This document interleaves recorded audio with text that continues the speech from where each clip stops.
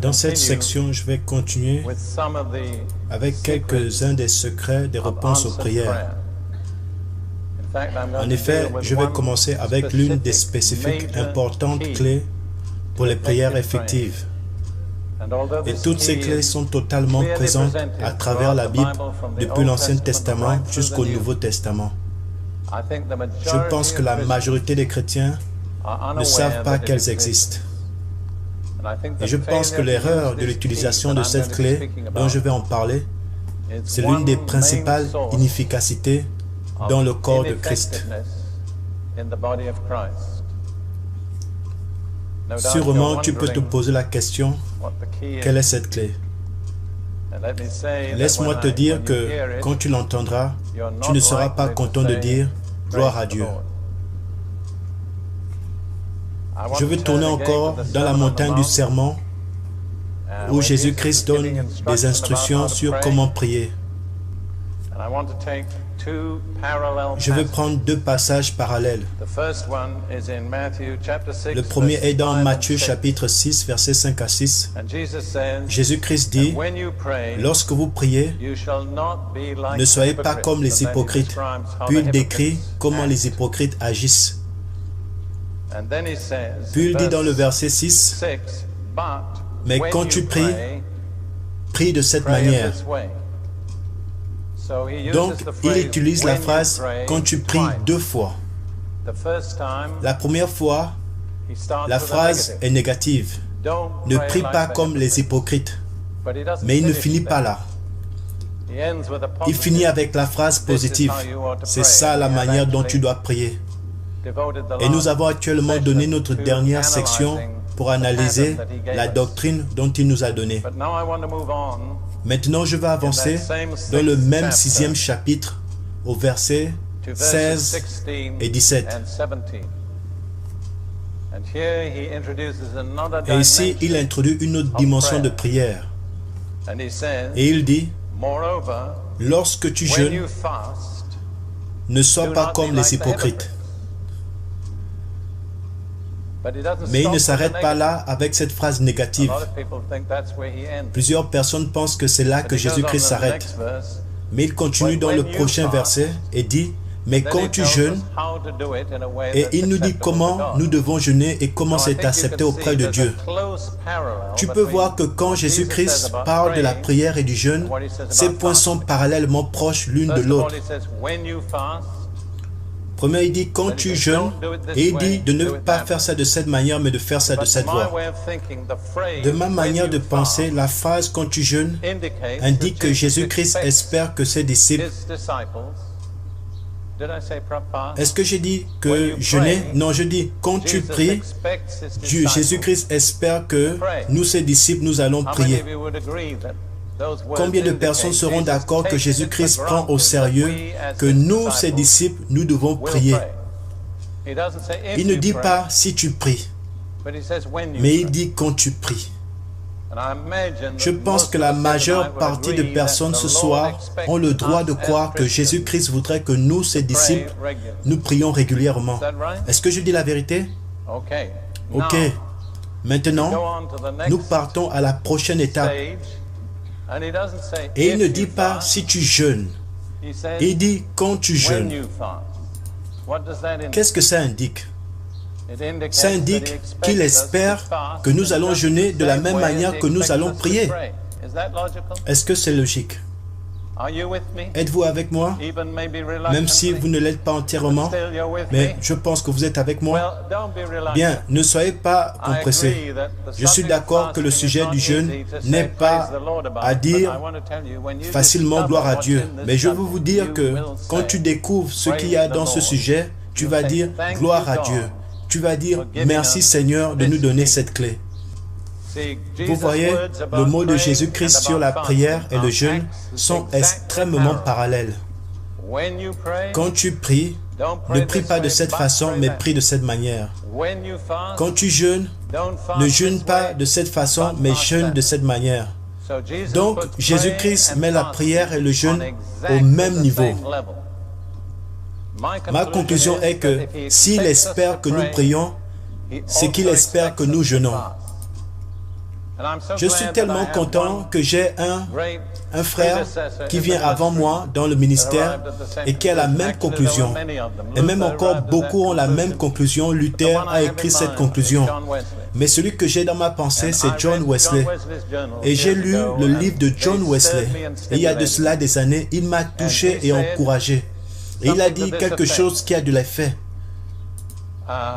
Il a dit, je suis persuadé que si un chrétien a compris le besoin du jeûne et ne pratique pas le jeûne, ce chrétien va glisser comme un chrétien qui connaît le besoin de prier et ne prie pas.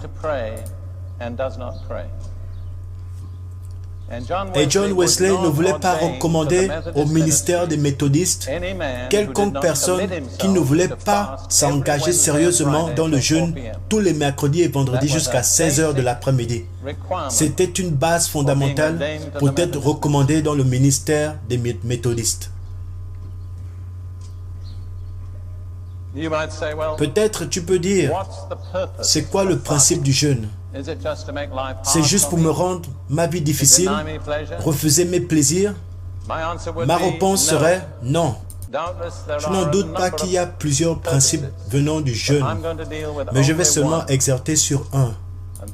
Et c'est que c'est le chemin que Dieu a choisi pour qu'on s'humilie nous-mêmes. Je vous montrerai cela très clairement à travers les Écritures. Le grand, le seul et spécifique barrière de recevoir une réponse à nos prières, c'est l'orgueil.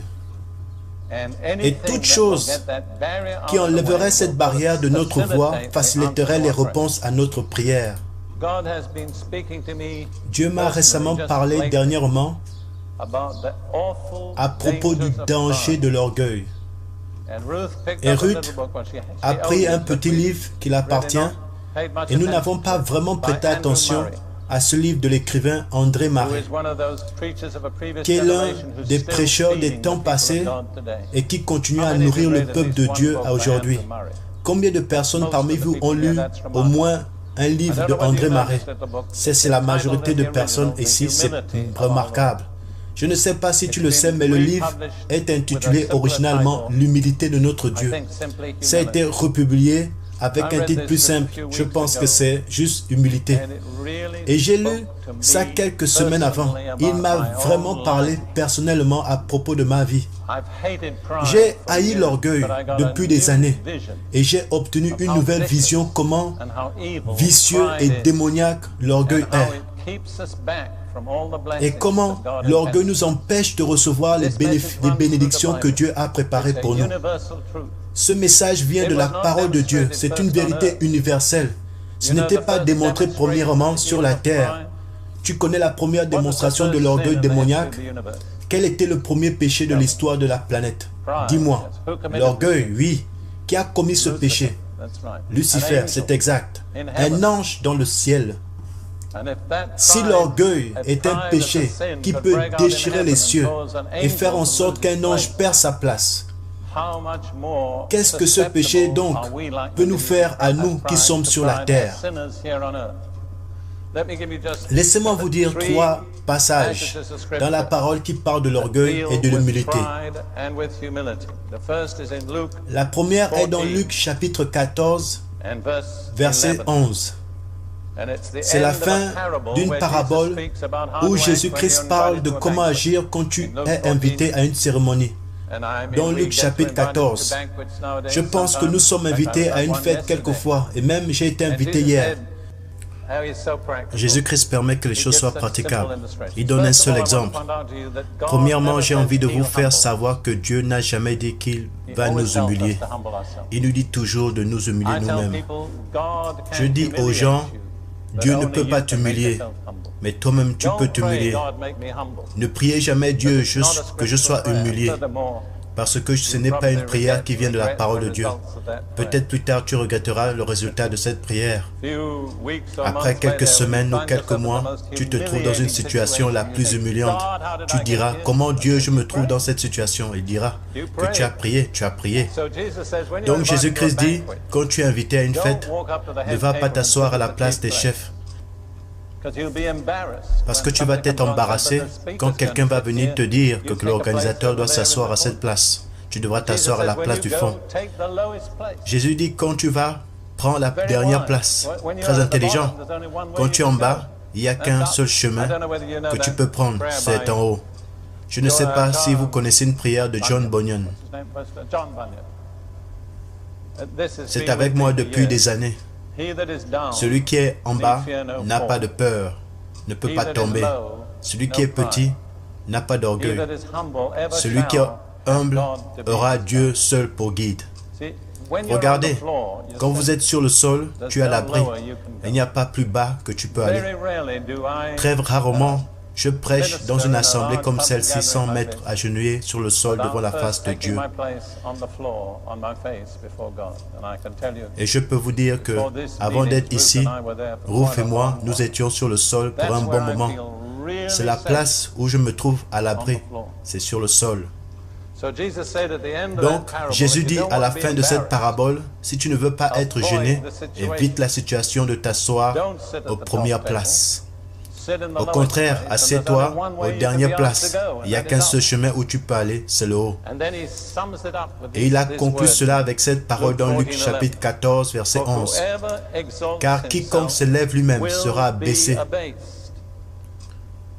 Mais quiconque s'abaisse sera élevé. Ça, c'est universel. Ça s'applique sur toute la terre entière. Ça s'applique dans les cieux. Et la plus grande démonstration de cette vérité, c'est Lucifer et Jésus-Christ. Lucifer était un être créé, mais il voulait être égal à Dieu et il a glissé et tombé. Jésus-Christ a été égal à Dieu. Il s'est humilié de la mort à la croix. Et la parole dit, Dieu l'a souverainement élevé. Il est dit dans Philippiens chapitre 2 verset 9, c'est pourquoi la souveraineté de Dieu l'a élevé. Pourquoi Dieu l'a élevé? Parce qu'il s'est humilié lui-même. Et chaque personne qui s'humilie sera élevée. Je te promets l'élévation si tu t'humilies toi-même. Il n'y a pas d'exception. J'ai une série de messages qui portent ce titre. Le chemin du haut, c'est en bas. Plus tu vas en bas, plus tu iras en haut. Il n'y a pas d'exception. Mais je veux parler d'humilité comme une condition importante pour une prière efficace. Et je veux prendre plusieurs séquences de cette condition. Prenons d'abord Jacques chapitre 4, verset 10, avant de le faire. Nous allons d'abord lire deux passages.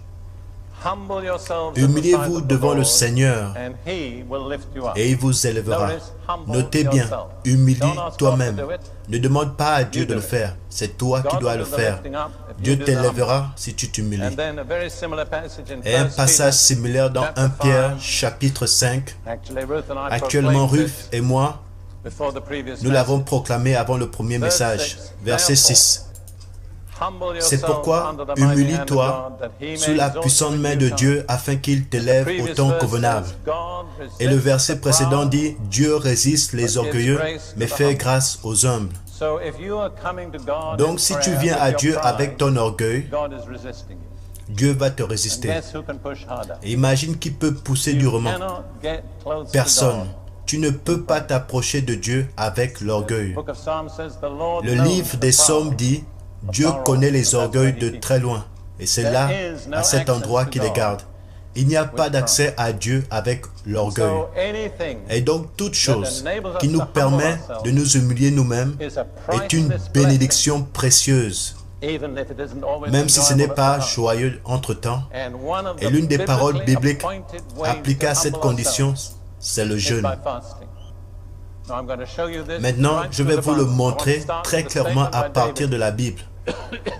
Je vais commencer avec la parole de David, une parole très simple, dans Psaume chapitre 35, verset 13, où il dit, « J'humilie mon âme par le jeûne. » Je pense que la transformation moderne dit à peu près que je m'humilie moi-même. En hébreu, c'est « J'humilie mon âme ». Pourquoi tu as besoin d'humilier ton âme? L'âme, c'est la partie arrogante de toi. C'est la partie où tu t'estimes. c'est la partie de l'ego. Ton âme a trois principales fonctions. Le vouloir, l'intelligence et l'émotion. Et il s'exprime lui-même dans ces phrases. Je veux, je pense, je ressens. Et Dieu dit, ce que tu veux, ce n'est pas important. Ce que tu penses, ce n'est pas important. Ce que tu ressens, ce n'est pas important. Ce qui est important, c'est ce que je veux. Et si tu veux t'aligner avec ce que je veux, tu dois traiter ton âme. Et une voie pour traiter ton âme, c'est d'humilier ton âme avec le jeûne. Je me rappelle, il y a des années, j'ai prêché ce message à Washington, D.C. Et il y avait un avocat chrétien, qui a compris le message et qui a dit, je vais le faire. Donc il a dit, demain je vais jeûner. Et il a fait. Il a eu un jour misérable. À chaque moment qu'il marchait à côté d'un restaurant, il pouvait sentir la nourriture. Ou quand il passait par une concession, il pouvait voir par les fenêtres. C'était juste un jour misérable. Puis à la fin du jour, il a donné à son estomac une lecture. Il a dit, maintenant, estomac, tu m'as causé beaucoup de troubles aujourd'hui. Tu m'as vraiment dérangé, donc pour cela, je vais te punir. Je vais encore jeûner demain comme je l'ai fait aujourd'hui. Vous voyez, ça c'est humilier son âme, c'est l'amener à s'assujettir. Laissez-moi vous dire, l'estomac, c'est un merveilleux serviteur, mais un maître très terrible. Qui est le maître dans ta vie? Toi ou ton estomac? C'est une bonne question. C'est une question que nous tous nous allons confronter dans le ministère. Croyez-moi, les gens dans le ministère ne sont pas exclus de cette question. J'ai fait la bagarre avec mon estomac plusieurs fois. Quand j'obtiens la victoire, je suis béni. Pas toujours immédiatement, pas toujours dramatiquement. Un jour comme un autre, je reçois la bénédiction de Dieu. Et si je deviens arrogant, Dieu retire sa bénédiction. Je dis, Dieu, qu'est-il arrivé? Et il indique gentiment, d'une manière ou d'une autre, tu deviens orgueilleux encore. Et que tu te concentres sur toi-même encore. Tu vas avoir ton chemin. Tu laisses ce que tu veux. Et ton âme parle. Ça doit être assujetti à ce que je veux, à ma parole, à ma voix. Regardons quelques exemples. Prenons juste deux exemples. Premièrement, le jour d'expiation dans Lévitique chapitre 16, versets 29 à 31. Lévitique chapitre 16, verset 29. Versets 29 à 31. Ça, c'est un long chapitre. Et c'est l'ordre pour le jour de l'expiation. C'est ce que les Juifs appellent Yom Kippur. Ça, c'est l'un des secrets calendriers que les Juifs utilisent jusqu'à maintenant. Et il décrit comment Dieu a commandé les sacrifices de faire à l'expiation pour les péchés du peuple d'Israël. Toute chose dépendait de ce sacrifice. Le futur, la destinée de la nation dépendait de ce sacrifice. Mais au milieu de la description de ce sacrifice, Dieu demande aussi une réponse venant de son peuple. La réponse que Dieu demandait à ce peuple, c'était qu'ils devaient affliger leurs âmes. C'est ça l'interprétation standard. Mais le mot affligé est traduit majoritairement comme humble. Donc Dieu demande à son peuple d'humilier leur âme. Et c'est une vérité très significative. Le sacrifice était quelque chose qu'ils ne pouvaient pas ranger. C'était hors de leur capacité. C'est venu selon la grâce de Dieu. Et ils ne pouvaient pas bénéficier de ce sacrifice s'ils n'avaient pas rempli les conditions de Dieu et d'humilier leurs âmes. Et c'est vrai avec tous les chrétiens. Le sacrifice de Jésus-Christ sur la croix, c'est complet, c'est parfait. Nous ne pouvons ajouter aucune chose à cela. Nous ne pouvons enlever rien de cela. Mais si nous sommes appelés à bénéficier de cela, nous devons rappeler les conditions de Dieu comme Israël a fait. Et ça, c'est les conditions que Dieu a établies. Versets 29 et plus de Lévitique chapitre 16. C'est ici pour vous une loi perpétuelle au 7e mois, le 10e jour du mois. Vous humilierez vos âmes. Vous ne ferez aucun ouvrage, ni l'indigène, ni l'étranger qui séjourne au milieu de vous. Car en ce jour, on fera l'expiation pour vous, afin de vous purifier. Vous serez purifiés de tous vos péchés devant l'Éternel. Ce sera pour vous un sabbat, un jour de repos. Et vous humilierez vos âmes, c'est une loi perpétuelle. Le peuple juif a toujours compris que la phrase « affliger ton âme » signifie faire le jeûne. L'action de ne pas manger. En ce jour, ils le font normalement sans nourriture et sans eau. Par la même occasion, laissez-moi définir le jeûne pour être un peu plus clair. Ma définition du jeûne, c'est de s'abstenir de la nourriture pour un objectif spirituel. Parfois, c'est fait aussi avec de l'eau, mais pas généralement. Mais quand tu veux t'abstenir, c'est à toi de décider. Mais ce que je veux vous faire comprendre, c'est que Israël était appelé à humilier leur âme dans l'ordre de recevoir les bénéfices qui étaient accompagnés de leur sacrifice.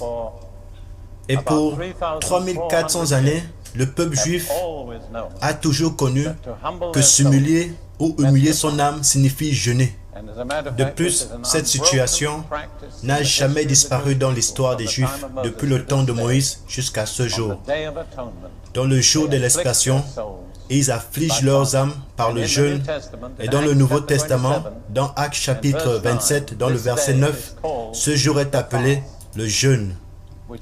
Ce qui est une confirmation du Nouveau Testament, que Dieu a compris qu'affliger notre âme, c'est par le jeûne. C'est amener notre âme à s'assujettir. C'est refuser que notre âme ait des commandements différents de ce que Dieu veut dans notre âme. C'est se soumettre nous-mêmes à Dieu.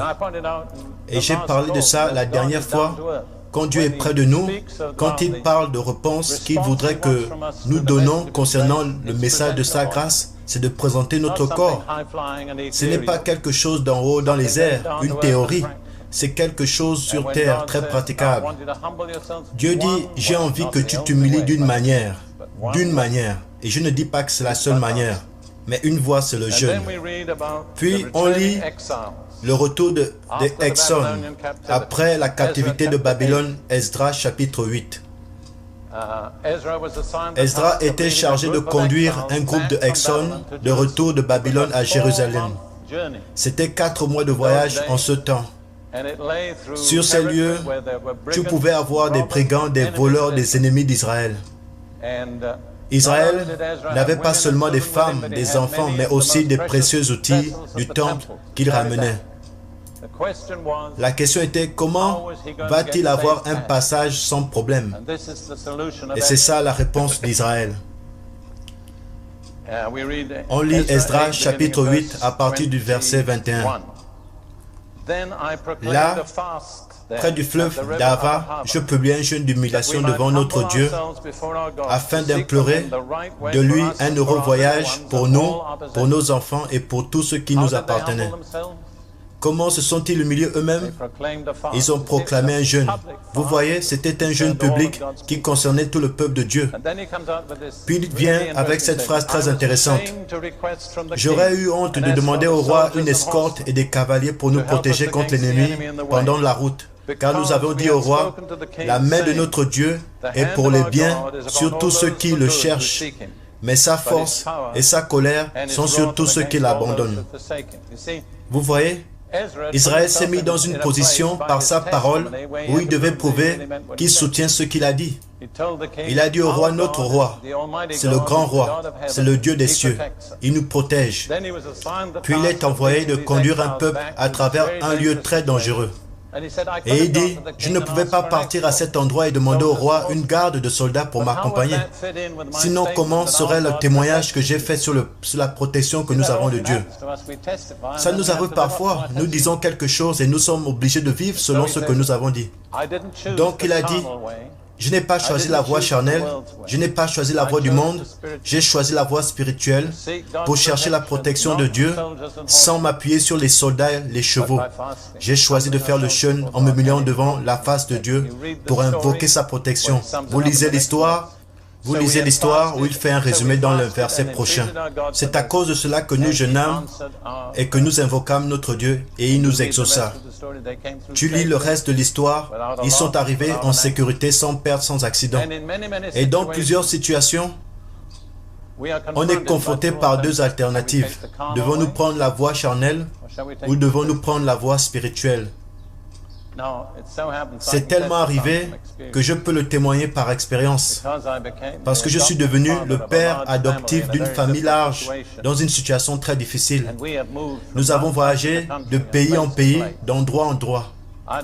Je dois vous dire que ma première femme Lydia et moi, nous suivions l'exemple d'Israël. Quand nous avions une activité à faire, un voyage, nous devions jeûner et prier. Et gloire à Dieu, notre famille a survécu sans problème au milieu des circonstances très dangereuses, au milieu de la guerre et de la famine. Nous avons survécu. Je veux témoigner, le chemin de Dieu fonctionne. C'est très pratique. Ce n'est pas quelque chose de théorique. Maintenant, considérons pour un petit moment le peuple sous le jugement de Dieu. Si le jugement de Dieu devait être proclamé sur la nation de la Nouvelle-Zélande, et nous voulons l'avertir, ça peut facilement arriver. Je ne crois pas que c'est très loin. Mais qu'est-ce que nous allons faire? Nous pouvons jeûner et nous humilier devant Dieu. Et il y avait un remarquable faible roi dans Israël, appelé Achab. Je ne sais pas si tu connais l'histoire ou non, mais il a épousé Jézabel. Et il a conduit Israël dans l'idolâtrie, dans toutes sortes de péchés. Dans 1 Roi chapitre 21, Élisée a une confrontation avec Achab et il a prononcé le jugement de Dieu en lui. Dieu lui dit, verset 22, « Et je rendrai ta maison semblable à la maison de Jéroboam, fils de Nébat, et la maison de Bécha, fils d'Achisha, parce que tu m'as hérité et que tu as fait pécher Israël. Tous les mâles et les femelles vont être détruits dans ta famille. » C'était le jugement de Dieu. Et il continue et dit, dans le verset 22, « Il n'y a eu personne qui se soit vendu comme Achab pour faire ce qui est mal aux yeux de l'Éternel. Et Jézabel, sa femme, l'a excité. » Donc il était le plus faible des rois. Et Dieu a prononcé un jugement sur lui à travers Élisée. Mais Achab a craint Dieu, dans le verset 27. Vous pouvez le lire. Après avoir entendu les paroles d'Élie, Achab déchira ses vêtements, et il mit un sac sur son corps, et il a jeûné, il couchait avec ce sac, et il marchait lentement. Et la parole de l'Éternel fut adressée à Élie, de Tishbit. En ces mots, as-tu vu comment Achab s'est humilié devant moi?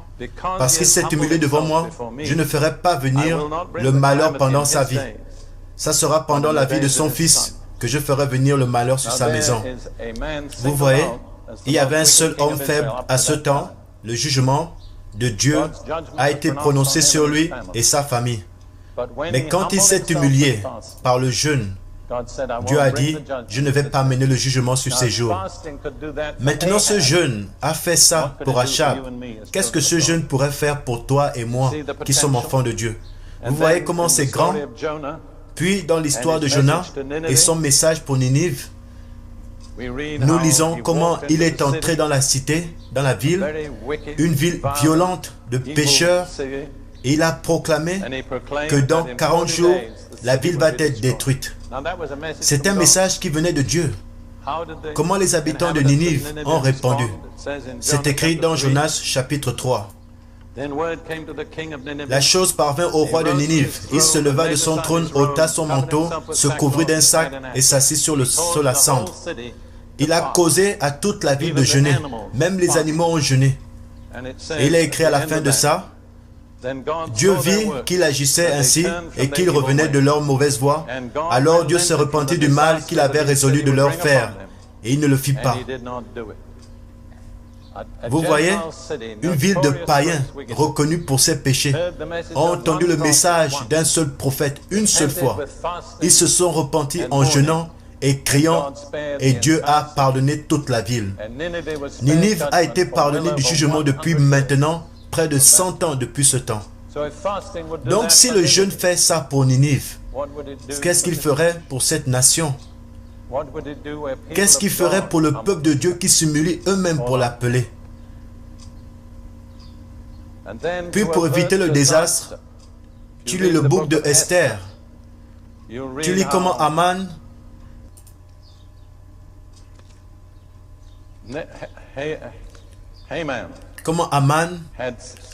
a réussi à mener un plan dans lequel la nation juive entière, dans le territoire du roi de Perse, devait être détruite.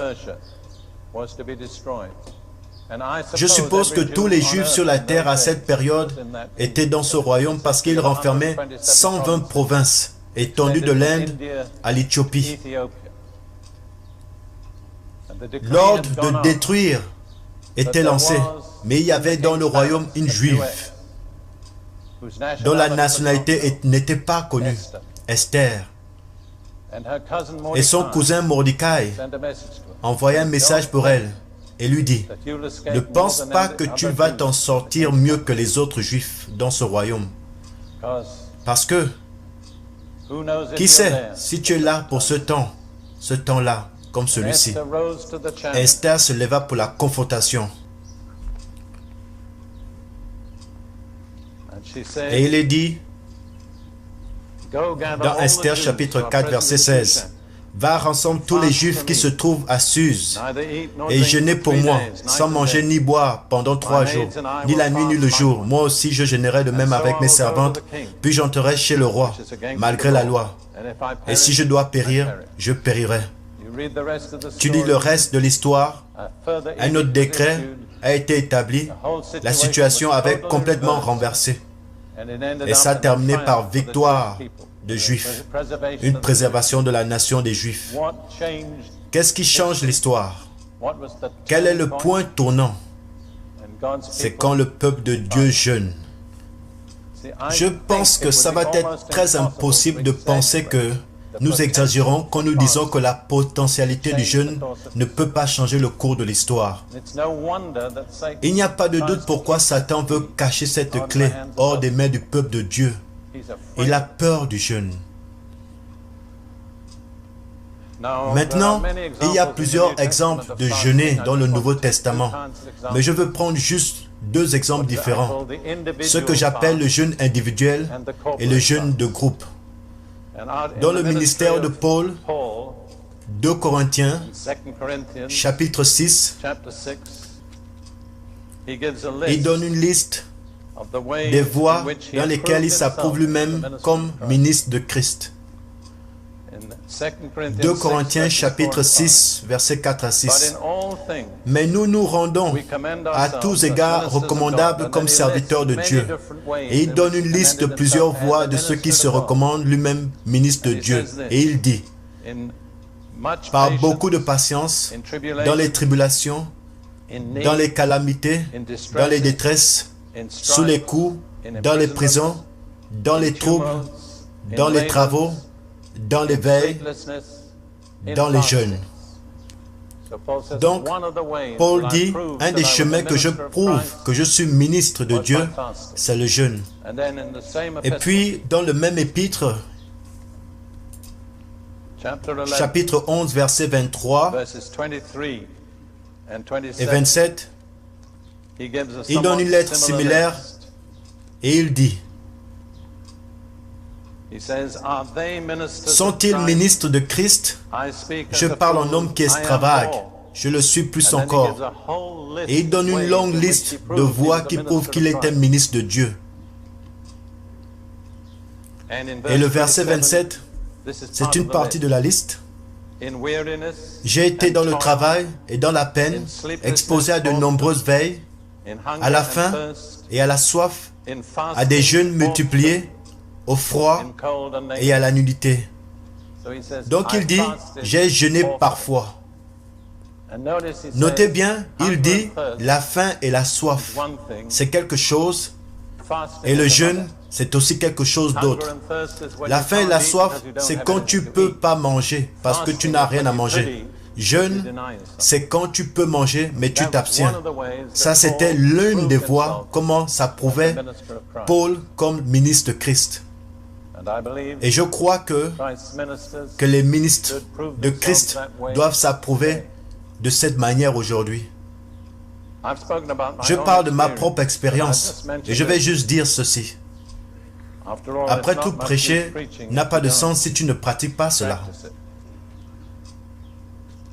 Quand j'ai été sauvé, j'étais un chrétien normal.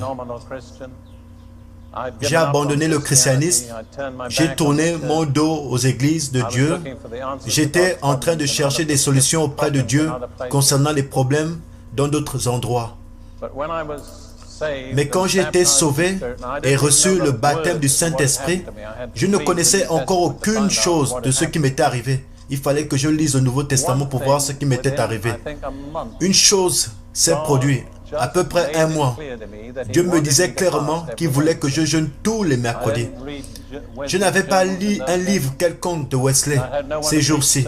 Je n'avais personne pour me prêcher la parole, sinon je trouvais l'explication du jeûne dans la Bible. J'avais juste cette confirmation à l'intérieur de moi que je devais jeûner tous les mercredis. Et après ces 4 ans et demi, à travers la Deuxième Guerre mondiale, tous les mercredis, je jeûnais. J'étais dans le désert, dans l'armée, avec 10 autres soldats. Nous étions tous ensemble. Quand tu es dans le désert, il n'y a qu'une seule place pour se raser. Tu dois être là-bas, que tu le veux ou non. Je vivais avec les soldats. Tu sais que dans l'Égypte, les musulmans ont un mois qu'ils appellent Ramadan. Vous connaissez cela?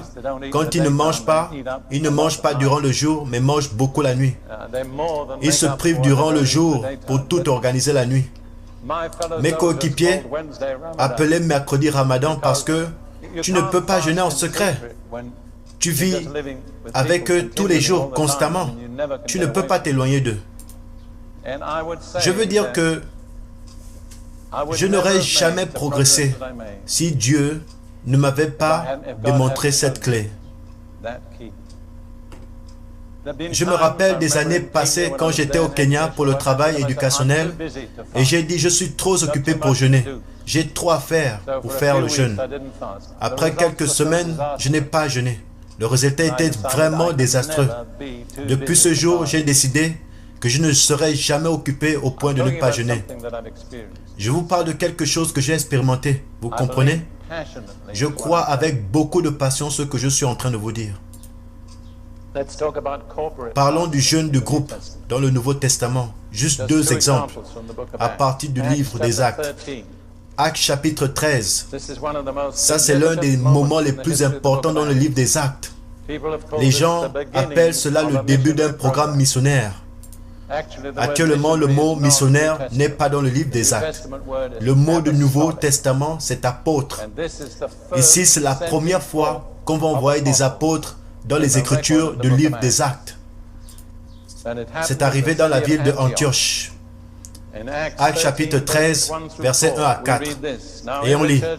Il y avait dans l'église d'Antioche des prophètes et des docteurs Barnabas, Siméon, appelé Niger, Lucius de Cyrène, Manéon, qui avait été élevé avec Hérode, le tétrarque et Saul. Et il y avait 5 hommes qui ont été reconnus comme prophètes et enseignants. Le prochain verset dit, pendant qu'ils servaient le Seigneur dans leur ministère et qu'ils jeûnaient, comment ont-ils servi le Seigneur dans le ministère? Par le jeûne, en se détournant de toute activité, en étant simplement dans la présence de Dieu et en attendant jusqu'à ce qu'il parle. La Bible internationale dit « adorant le Seigneur en jeûnant ». Ça, c'est l'un des points cruciaux dans l'Église. Comment sont-ils venus à ce point? Se sont-ils assis pour mettre en place un plan ou travailler un système? Non. Ils ont abandonné toute chose qui venait de leur propre effort et attendre Dieu parler. Et la manière dont ils l'ont était de s'abstenir de nourriture. Qui sait combien de temps c'était? Peut-être un jour, 2 jours, je ne pense pas que c'était long. Mais ils se sont retirés de toute occupation, activité ou distraction pour avoir du temps et écouter Dieu. Et Dieu a parlé. Il dit, le Saint-Esprit dit, mettez-moi à part Barnabas et Saul pour l'œuvre à laquelle je les ai appelés. Donc ils ont attendu Dieu et écouté sa stratégie. Vous connaissez l'un des problèmes avec l'Église aujourd'hui? Très rarement l'Église attend Dieu pour écouter sa stratégie. Très rarement. Nous avons nos plans, nos programmes personnels, nos propres systèmes. Et dans la plupart des actes que nous posons, Dieu n'est pas l'initiateur. Dieu est seulement celui qui engage et il finit ce qu'il commence. Dieu dit dans Philippiens chapitre 1 verset 6, « Je suis persuadé que celui qui a commencé en vous cette bonne œuvre la rendra parfaite pour le jour de Jésus-Christ. » Jésus-Christ, je suis l'alpha et l'oméga, le début et la fin. Ce qui commence, il le finit. Mais ce qui n'a pas commencé, il n'a pas d'engagement à le terminer. La chose la plus importante, c'est de savoir qu'est-ce que Dieu veut commencer. Quel est le plan de Dieu? Comment pouvons-nous l'entendre? La première église a établi la base. Ils se sont privés de toutes choses, y compris la nourriture. Ils ont dit, nous devons entendre de Dieu. Et ils ont entendu de Dieu. Et Dieu a dit, j'ai un plan. Je veux que vous preniez 2 hommes, Barnabas et Saul, envoyez-les. Et ils ne les ont pas envoyés directement. Écoutez la parole. Alors, après avoir jeûné et prié, ils leur imposèrent les mains et les laissèrent partir. Donc ils ont encore jeûné. La première fois, ils ont jeûné pour trouver la voie de Dieu. La deuxième fois, ils ont jeûné pour Dieu afin d'accompagner ces 2 hommes. Et le prochain verset dit, Barnabas et Saul ont été envoyés par le Saint-Esprit. Le mot envoyé est un très beau mot grec qui signifie envoyer et accompagner. Le Saint-Esprit n'a pas dit juste partez, il a dit partez et je serai avec vous. Ça, c'est le début du ministre d'apôtres. En ce temps, ils étaient appelés prophètes et enseignants. Mais dans le prochain chapitre des Actes, chapitre 14, verset 14, dit quand les apôtres Barnabas et Saul, quand sont-ils devenus apôtres? Quand ils ont été envoyés par l'Église. Vous voyez, un apôtre, c'est celui qui est envoyé dehors. C'est tellement important parce que ceci indique dans une voie de la parole, nous pouvons instituer le ministre des apôtres. Combien parmi nous peuvent croire pour les prophètes et les enseignants? Pouvez-vous croire qu'il y a des prophètes et des enseignants dans l'Église aujourd'hui? Moi, je crois certainement qu'il y en a. Si les prophètes et les enseignants invoquent Dieu en jeûnant, en le cherchant, ceci permettra à Dieu de les envoyer et d'obtenir des apôtres. Combien de personnes croient que nous pouvons avoir des apôtres aujourd'hui dans l'Église? C'est une bonne chose, parce qu'ils mettent les prophètes dans les églises pour les rendre parfaits. S'ils les enlèvent de l'Église, l'Église ne sera plus bonne. Vous voyez?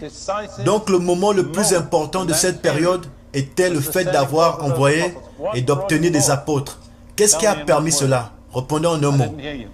Je ne vous ai pas écouté. C'est exact, c'est le jeûne.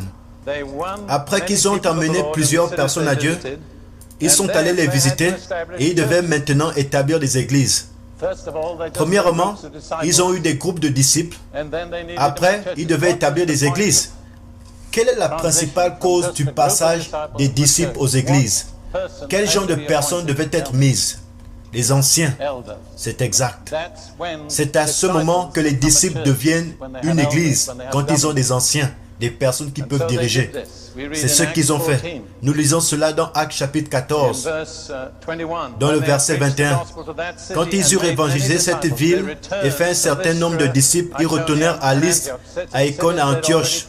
Ce sont les villes où ils ont porté la parole, fortifiant l'esprit des disciples, les exhortant à persévérer dans la foi, disant que c'est par beaucoup de tribulations qu'il nous faut entrer dans le royaume de Dieu. Ils firent nommer des anciens dans chaque église, et après avoir prié et jeûné, ils les recommandèrent au Seigneur en qui ils avaient cru. Comment ont-ils institué les anciens? Comment ont-ils fait pour avoir la pensée de Dieu, pour avoir des anciens? Y avait-il une élection? Oui, mais c'était une élection de Dieu.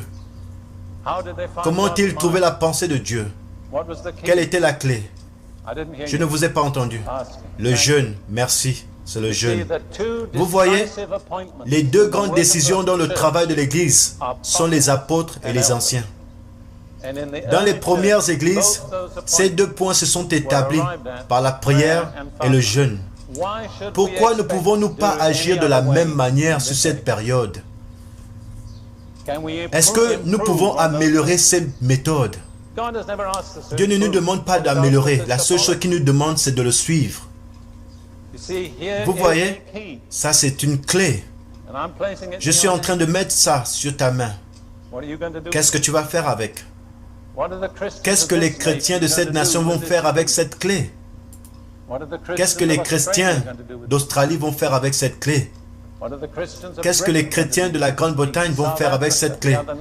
L'Afrique du Sud et les autres nations qui sont représentées ici. Vous pensez que Dieu a changé? Vous pensez que nous avons trouvé un meilleur chemin? Bon, maintenant, laissons parler de deux conclusions.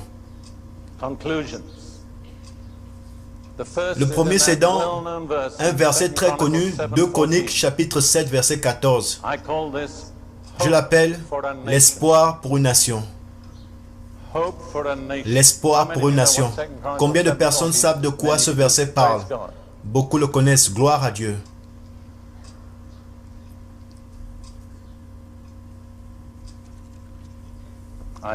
Je pouvais le réciter par cœur, mais je ne le ferai pas. Dieu parle et il dit, si mon peuple, sur qui est invoqué mon nom, s'humilie, prie et cherche ma face, et s'il se détourne de ses mauvaises voies, je l'exexaurai des cieux, je lui pardonnerai son péché et je guérirai son pays. Il y a 7 étapes, 4 étapes que le peuple de Dieu doit prendre, 3 étapes que Dieu va établir si nous faisons les 4 étapes. Quelles sont les 4 étapes que l'on doit prendre? Quel est le premier? Je ne vous ai pas entendu. S'humilier nous-mêmes, oui. Pourquoi? Parce que l'orgueil est une barrière à la réponse à nos prières. La prochaine étape, c'est prier. Dieu dit, ne commence pas de prier si tu n'as pas confronté ton orgueil. Puis il dit, cherche ma face. Ce n'est pas seulement une rencontre de 8h à 9h30. Prions pour que nous arrivions jusque dans la présence de Dieu. Puis ça dit, détourne-toi de tes mauvaises actions. Tu dis, Dieu, je ne pense pas que j'ai des mauvaises actions. Dieu dit, attends que tu viennes dans ma présence et tu vas voir. Nous avons expérimenté cela dans notre église en Florida il y a de cela 5 ans. Une des femmes d'un ancien avait reçu une parole de Dieu pour annoncer un jeûne, ce dont je vais en parler dans un moment, le jeûne de Joël. Cette parole n'avait pas été reçue avec enthousiasme, mais les anciens avec qui je m'entretenais étaient un peu honteux et étaient obligés de faire quelque chose. Donc ils ont décidé que nous aurions certaines périodes de prière et de jeûne. Et nous allons nous rencontrer tous les matins à partir de 5 heures du matin. Je n'étais pas là. Ruth et moi, nous étions pas là quand ils avaient commencé. J'avais compris que la première rencontre avait seulement 13 personnes. Pourtant, l'assemblée est au nombre de 500 personnes. Le deuxième matin, je pense qu'ils étaient 7 personnes. Puis c'est devenu comme un moment de prière de 4 personnes. Et quand un frère, qui n'était pas un ancien, a reçu quelque chose de Dieu, il a passé d'abord 24 heures de temps à pleurer. Et les choses ont changé. Et quand Ruth et moi, nous étions de retour, je me suis dit que je le veuille ou non, je sens que ça vient de Dieu. Je ne veux pas manquer ça. Nous allons nous impliquer. Je ne peux pas entrer dans les détails. Mais pour le reste des 6 semaines, nous nous rencontrions à 5 heures du matin et nous avons passé la plupart du temps sur notre face. Et les péchés que nous étions en train de confesser faisaient peur. C'était une église respectable. Mais il y avait l'adultère, la fornication, des alcooliques. C'est seulement sorti quand nous sommes entrés dans la présence de Dieu. Ne dis pas à Dieu, tu n'as pas de péché pour te repentir. Ça veut probablement dire que tu es loin de la face de Dieu. Dans la présence de Dieu, dans sa lumière, les choses se voient différemment. Qu'est-ce que Dieu nous demande? 4 choses. S'humilier soi-même, prier, chercher sa face, se détourner de nos mauvaises actions. Comment nous nous humilions? Par quoi? Le jeûne. Vous avez obtenu le message. Maintenant, tu peux jeûner et être très orgueilleux. Jésus-Christ dit de ne pas jeûner de cette manière. Ce n'est pas la bonne voie de jeûner. C'est la voie que les hypocrites utilisent pour jeûner. Mais il n'a pas dit, c'est la raison pour laquelle vous ne devez pas jeûner. Il a dit jeûne de la bonne manière et non de la mauvaise. Puis Dieu dit, si tu fais les 4 étapes, je ferai les 3 étapes. Je vais les exaucer. Je vais pardonner tes péchés et je vais guérir ton pays. Combien de personnes voudraient avoir son pays guéri? Est-ce que Dieu t'a montré un chemin? Y a-t-il une écriture qui te sauverait? Je crois qu'il y en a. Tournons vers le dernier passage de la parole. Joël chapitre 2.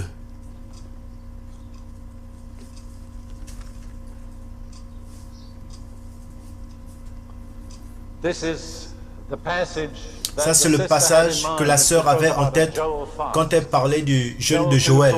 Joël chapitre 2, verset 15. Sontez de la trompette en Sion, publiez un jeûne, une convocation solennelle. Assemblez le peuple, formez une sainte réunion, assemblez les veillards, assemblez les enfants, même les nourrissons à la mamelle. Involontairement, pendant ces jours, nous avions des enfants et des nourrissons à la mamelle.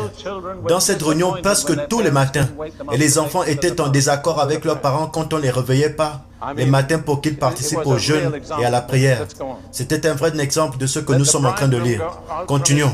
Que l'épouse sorte de sa demeure et l'épouse de sa chambre. Quand le portique et l'autel pleurent les sacrificateurs, serviteurs de l'Éternel, et qu'ils disent, Éternel, épargne ton peuple, ne livre pas ton héritage à l'opprobre, aux railleries des nations. Pourquoi dirait-on parmi le peuple, où est leur Dieu? Notez bien que si tu suis bien et que tu lis bien, il y a 3 catégories. Le sacrificateur, les serviteurs et les anciens. Ici est la responsabilité du leader dans l'Église. Établir l'exemple, de prendre la direction. Tu sais, quels sont les leaders? Maintenant, ce sont les gens qui vont devant. Parfois, les ministres contrôlent en étant en arrière. Ça, ce n'est pas être un leader. Jésus, dans le jardin de sermon, prit ses disciples avec lui et il a pris 3. Puis ils se sont arrêtés.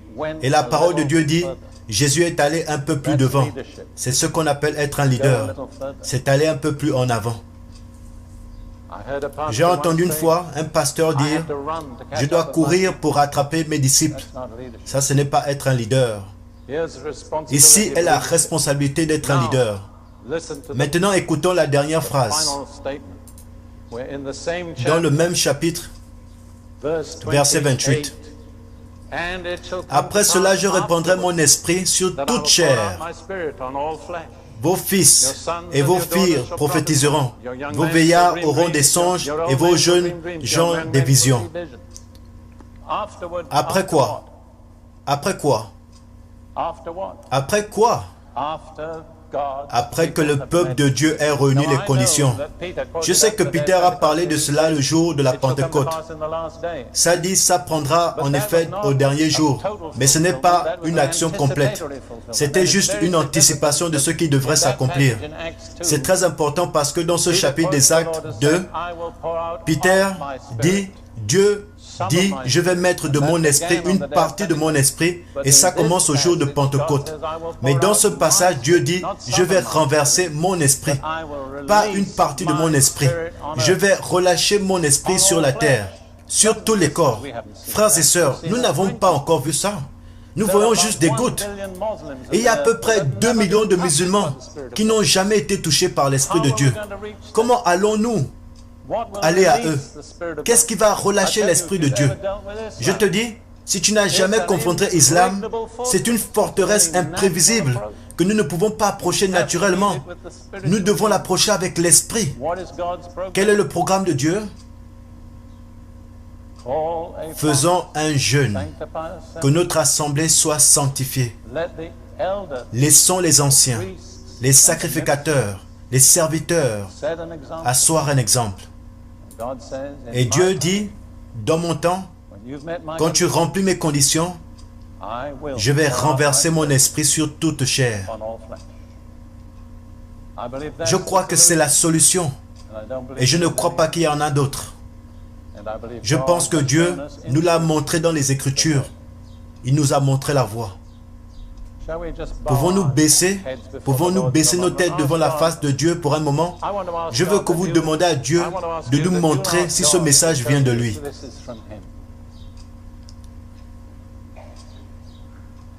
Ruth et moi, nous étions avec David et Dale Gary à Hawaï, un de nos amis proches. Et David a prié pour notre rencontre ici. Il nous a dit qu'ils ont senti que Dieu voulait parler à la Nouvelle-Zélande. Je suis en train de penser que ce message est pour la Nouvelle-Zélande. Juste déversons nos cœurs devant Dieu.